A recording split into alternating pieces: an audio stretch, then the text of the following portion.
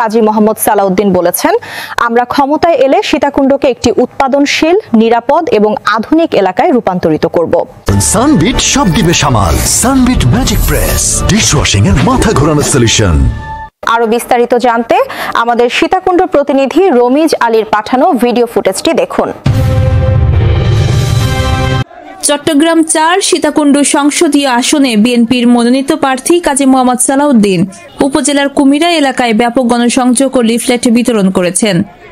সোমবার বিকাল ৪টা থেকে কুমিরা ইউনিয়ন বিএনপির অঙ্গ সহযোগী সংগঠনের আয়োজনে অনুষ্ঠিত এই গণসংযোগটি পিএইচপি এলাকা থেকে শুরু হয়ে রয়্যাল গেটে গিয়ে শেষ হয়।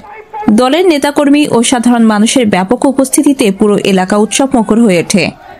প্রধান অতিথি চট্টগ্রাম ৪ সীতাকুণ্ড আসনের প্রার্থী কাজী মোহাম্মদ সালাউদ্দিন, বিশেষ অতিথি কাজী মোহাম্মদ মহিউদ্দিন, সদস্য সচিব সীতাকুণ্ড থানা বিএনপি জয়নাল আবেদিন দুলাল, সাবেক সাধারণ সম্পাদক সীতাকুণ্ড থানা বিএনপি এম শামসুদ্দোহা, সদস্য সীতাকুণ্ড থানা বিএনপি ইদ্রিস মিয়া মনির, সাবেক সভাপতি সহ বিভিন্ন সিনিয়র নেতৃবৃন্দ।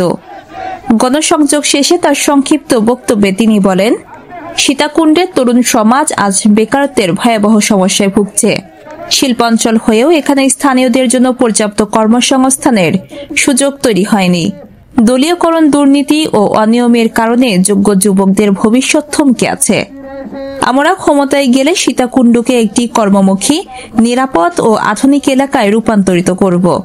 কিভাবে রাষ্ট্র পরিচালনা করবে ৩১ দফার মধ্যে সব উল্লেখ করা হয়েছে। সুতরাং প্রতিটি ঘরে ঘরে যাতে আমরা যুবকদের জন্য চাকরি, দক্ষতা প্রশিক্ষণ, উদ্যোক্তা সহায়তা এই ৩টি বিষয়ে বিশেষ উদ্যোগ নেওয়া হবে। ASP news desk. এএসপি নিউজের সাথে থাকার জন্য ধন্যবাদ।